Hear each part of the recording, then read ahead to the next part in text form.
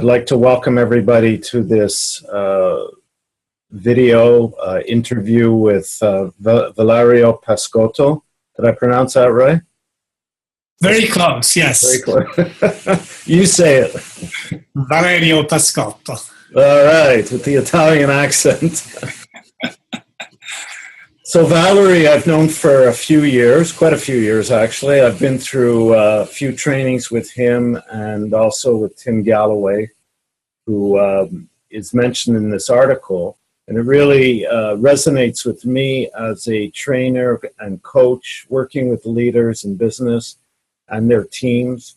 And, you know, I face a lot of the things that you talk about. I bear witness to a lot of what you talk about.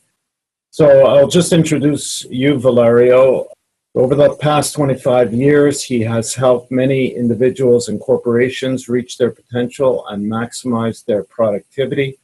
He conducts seminars and develops programs for industry in the area of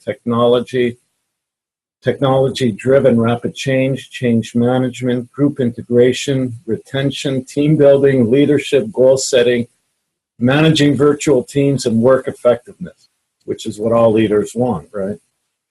He's also a personal advisor to the individuals in key management areas to improve their leadership skills, change readiness, business performance, and communication effectiveness.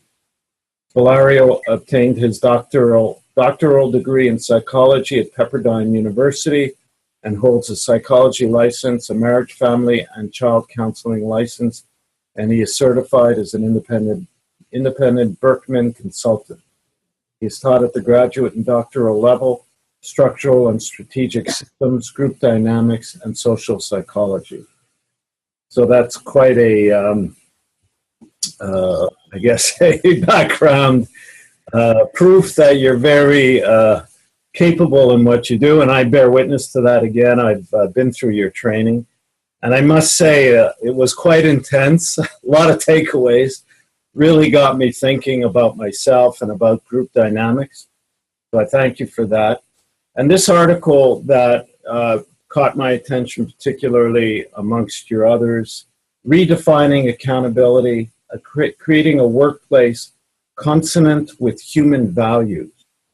So I'd like to start talking about that. And I'm going to put this article, there's a PDF that people can download. I'll put the link in the description of this video and also on my blog. And I'm sure you'll do the same, Valerio. I'll put a link to Valerio's website as well. So this article was written along with Jules Godard, and Tim Galloway, who I know as well, and who's well known. Maybe you could tell us about a little bit about Tim and the inner game approach.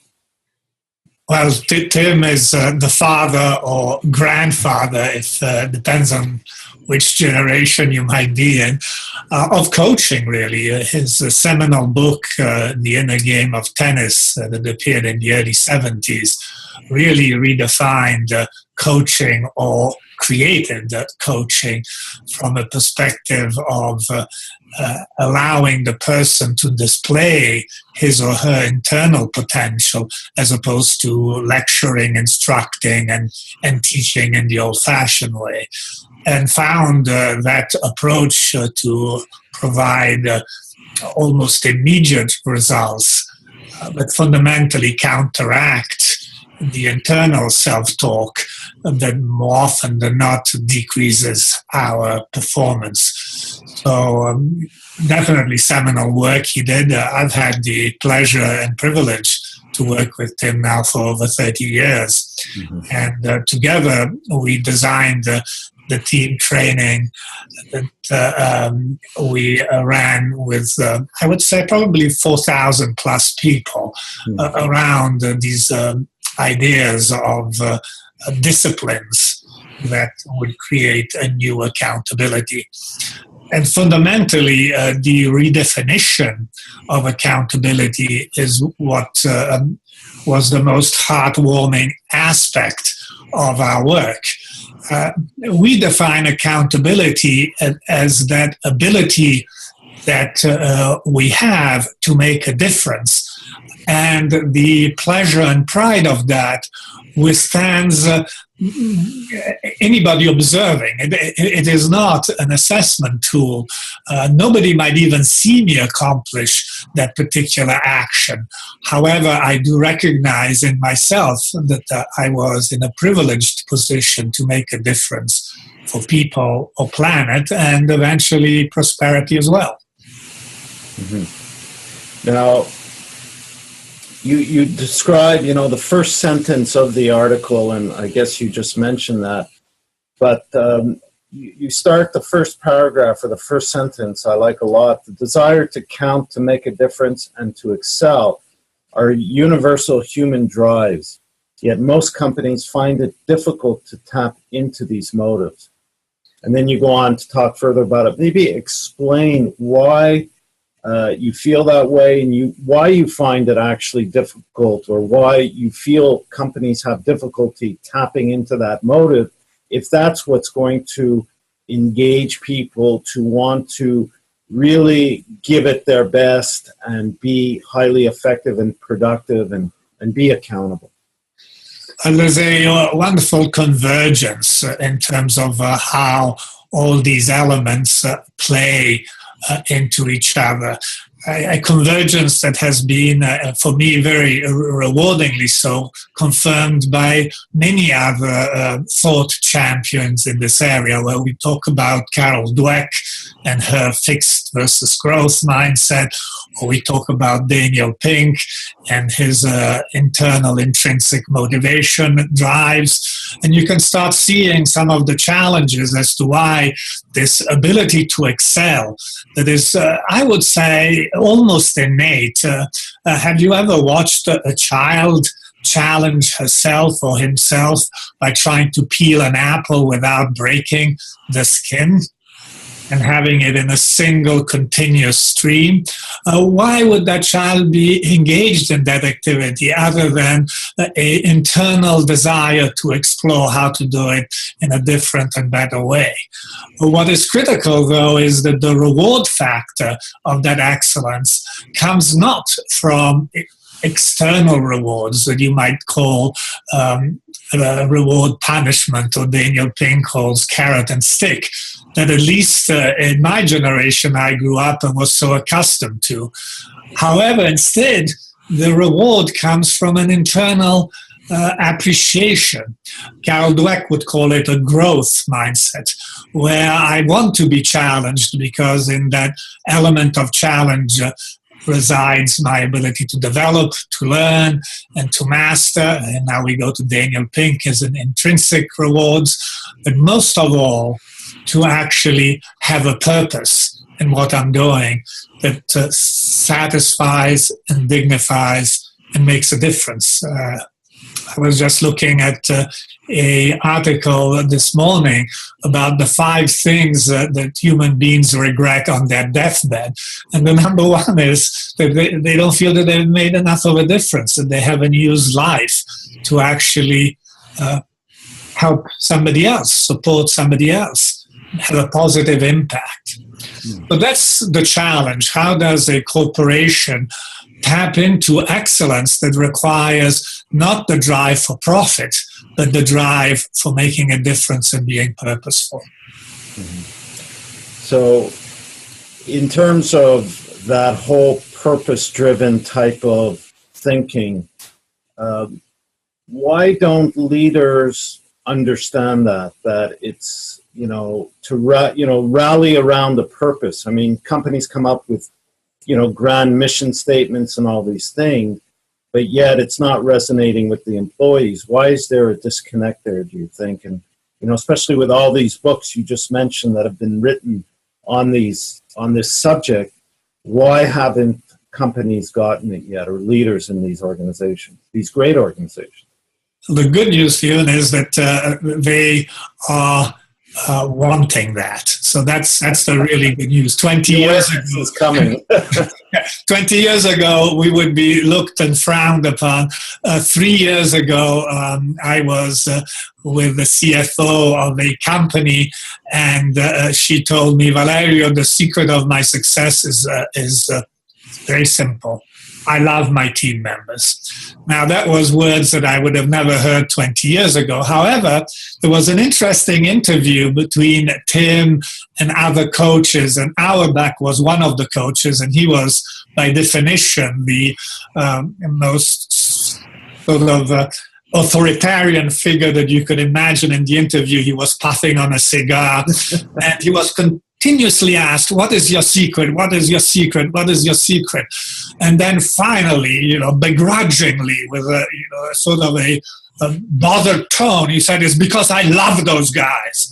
So this issue actually has permeated us for forever. It just takes a lot of courage to recognize that if you want to have a team that is excelling, you need to have an investment in the relationship with each of those team members and some intimacy around that relationship that makes it trustworthy and fulfilling. Then tapping into excellence is easy. Now, the challenge is, how do you do that? How do you, because it's a paradox. I have been trained to focus on getting things done. I've been trained to measure. I've been trained to look at results. And here's the paradox, and Tim Galloway is a master of that, is that in order to tap into that excellence, you almost should not even be talking about it. Mm-hmm. And in that paradox of not addressing it, but building the foundations of it, excellence just blossoms. And you could think of it really in the analogy of a flower. It doesn't blossom because you tell it time and again, flower, flower, flower, and you're watching it every second of the day. Because you care for that flower, it blossoms. Mm-hmm. And that is a challenge. I think it's good news. I think we are moving towards it, but there's a challenge to believe that excellence will blossom without me having to prod it, mm-hmm. and lecture it and teach it and instruct on it.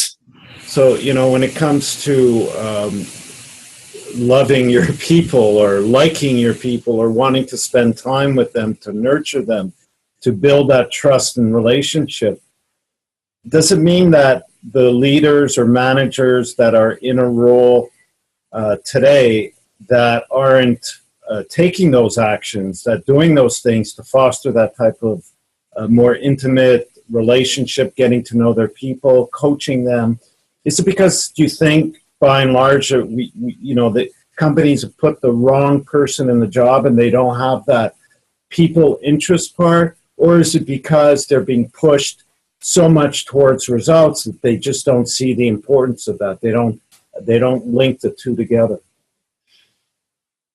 With some exceptions, I would say that in my 30 years of experience working with senior people and even mid-level management, these are very good people. Mm-hmm. The difficulty, I think, is that in a way, love is not enough. Mm-hmm. And let me say what I mean by that. I have a stepson, mm-hmm. and I love him. Yeah. However, when he messes up, I come down very hard. Mm-hmm. I am a fairly authoritarian. I don't walk my talk that well with him, I have to admit. So there's something that disconnects when it comes to a pattern, a habit, a training that I have had from early on, which is if you want to help somebody, you instruct them, you teach them, you explain to them what they need to do. And your value as a leader is that you have that expertise, you have the answers, you can direct, you can tell people what to do, you can point to the appropriate solution. And that is the challenge. The second element of love, to make that love into a successful relationship, is the trust that I have in your ability, in your resources to come up with the solution. Is coming with much more of a coaching mindset to the table, where instead of telling my stepson why I'm disappointed, I ask him what he thinks would make him proud in his life, and trust that he has that resilience, trust that he has that resource and capability. And that is a challenge for leaders, because I think that the care is there, the willingness to have team members successful is there, nothing else, because it is obvious that without the team members, I won't be successful. However, I deploy that with an authoritarian style rather than, for lack of a better term, a coaching style, or a style that says, I'm curious about what you can bring to the table, Stephen, because I see how much value you have. And I come from that very solid place inside of wanting to discover what I know you already have and understand it and appreciate it and celebrate it. Mm-hmm. Okay. Now, I'm going back to the article, which is about redefining accountability, and it just ties into what we've just been talking about. And maybe you could explain, a little bit about those 5 disciplines, because every leader, every company wants people to be highly accountable, to take responsibility, to show initiative. And yet the approach that they're using is too authoritarian, as you just described. So what are the 5 disciplines that you describe in your article that will drive a different way or create a different way of driving accountability that doesn't demotivate people, but that actually builds that trust, builds that more of that intrinsic motivation? Yes, and this article was written quite a few years ago. Just recently, maybe 4 or 5 months ago, I came across an article by Anita Woolley, and she published it in 2010. And it was all around collective intelligence. That's a fancy word, but fundamentally what that article pointed out, and what I think many of us are recognizing, is in order for a team to be a high-performance team, they have to be able to tap into their collective intelligence. They have to be able to harness collective intelligence. And the article goes and breaks down the element of collective intelligence. And one of the most critical elements was the willingness of team members to take on tasks, to engage in activities that might have gone beyond their role description. And she distills it to fairness, this sense of responsibility that I feel for the success of the team. And that's what we encapsulated in equal responsibility. It doesn't mean that we all have the same percentage. So if there's 4 of us, we have 25% responsibility each. No, it means that each one of us has 100% responsibility.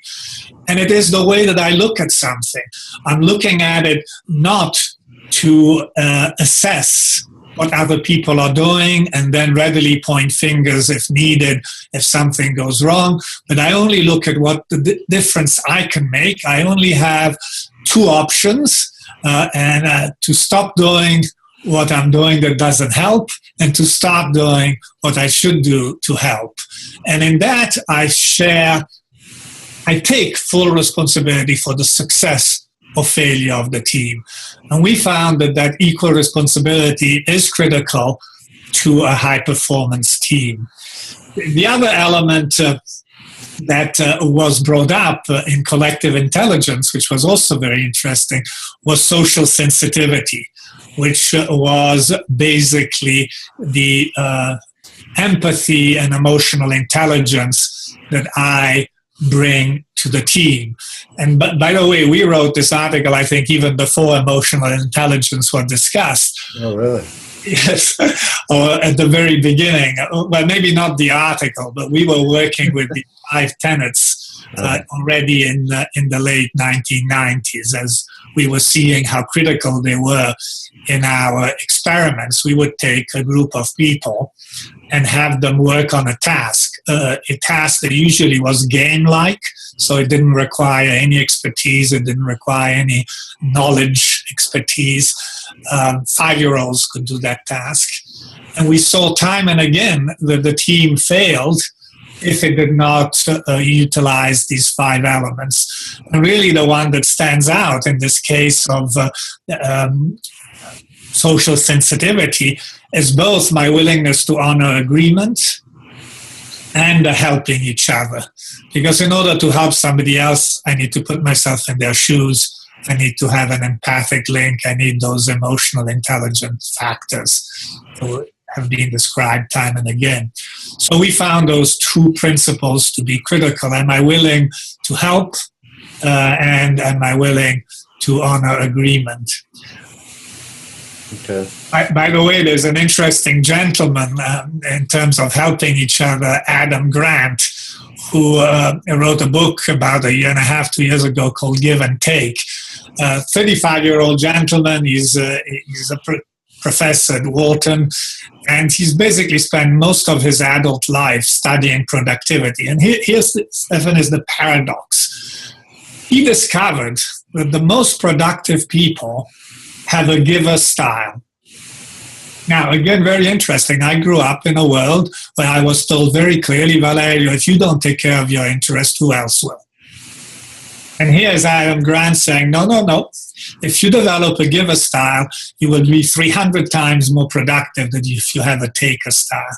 And really helping each other would fall in that approach.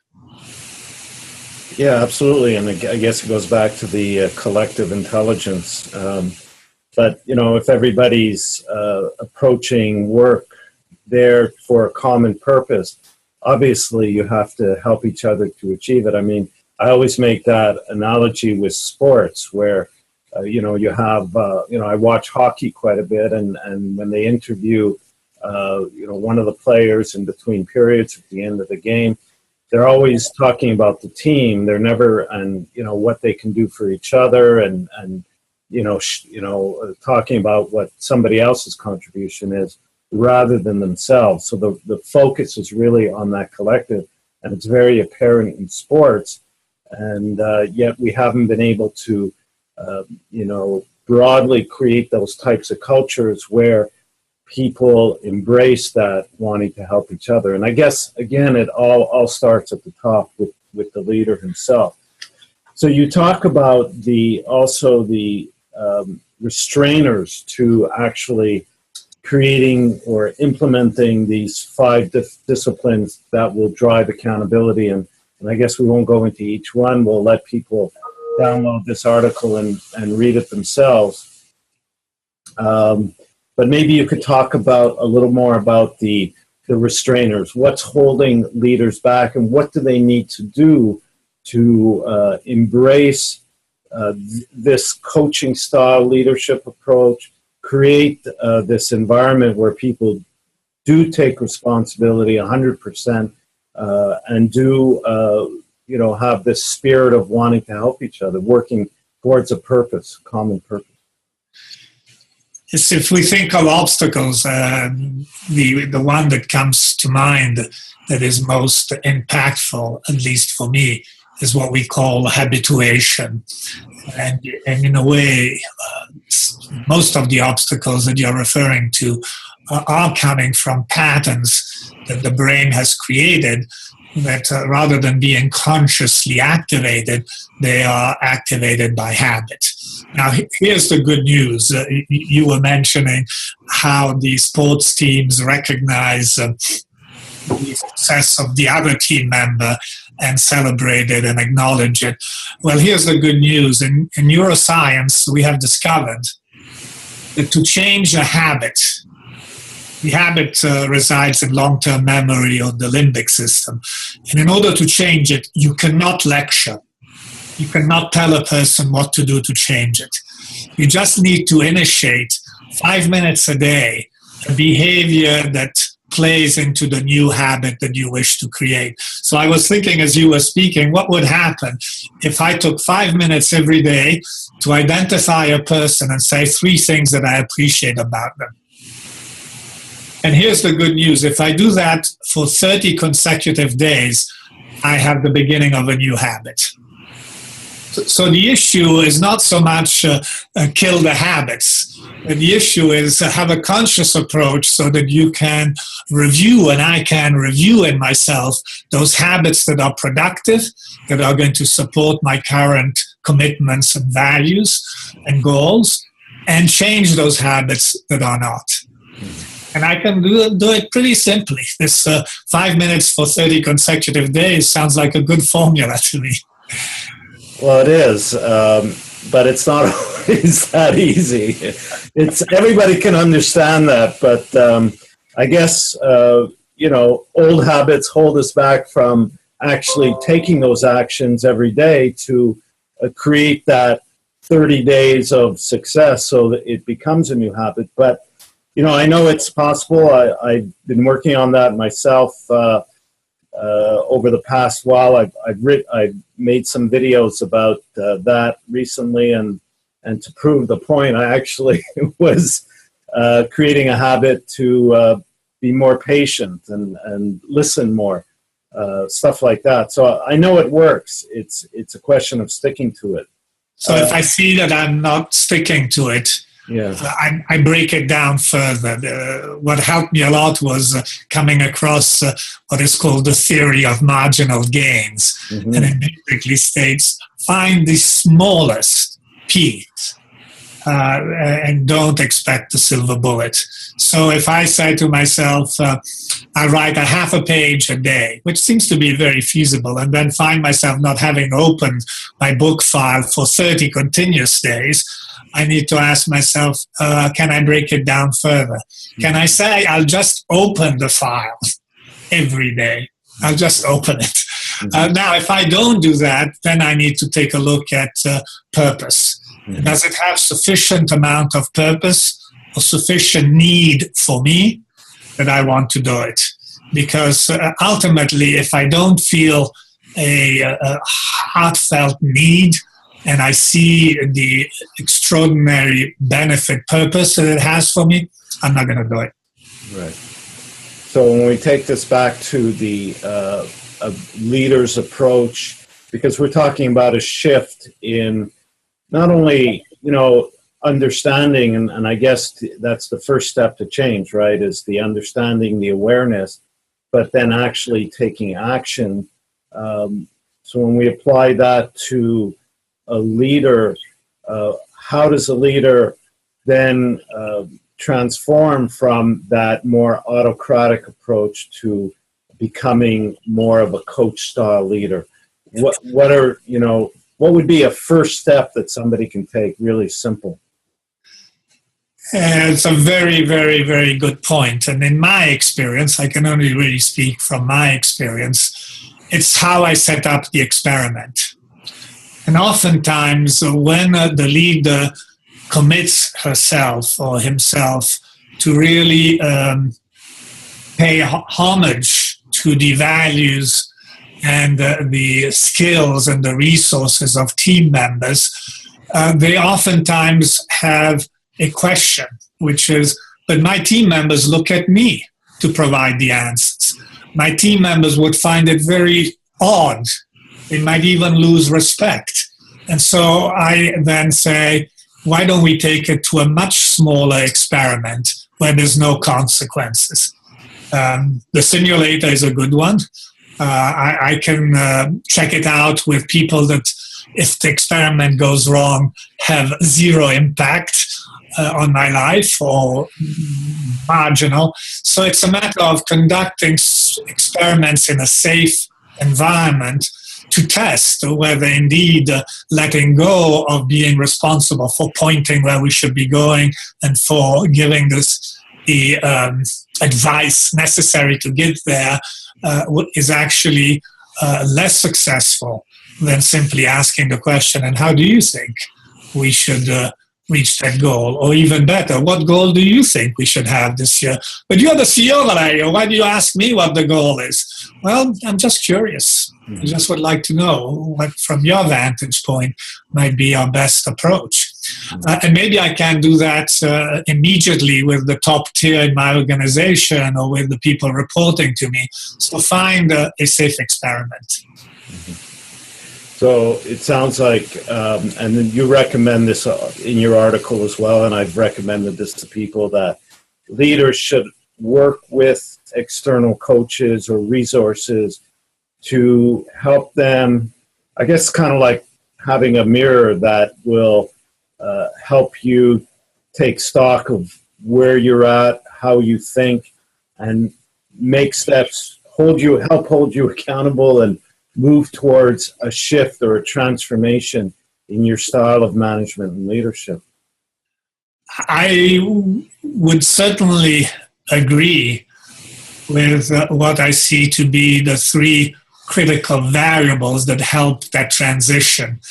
And what I see those variables being, and David Rock, another very interesting fellow, documented some of that, is the ability to name first. And definitely the coach can do that much easier perhaps than I can do it for myself. But the ability to name, the ability to acknowledge, and then the ability to reframe.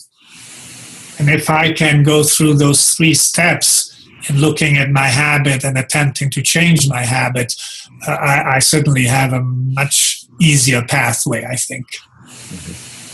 Great. Well, that's fantastic. I think we've given the viewers something to think about and to ponder, especially those that are always looking for ways to improve their leadership and build greater teamwork and accountability. How can they move forward and change some of those habits that may be holding them back from being more of a coach or creating that environment that will foster teamwork?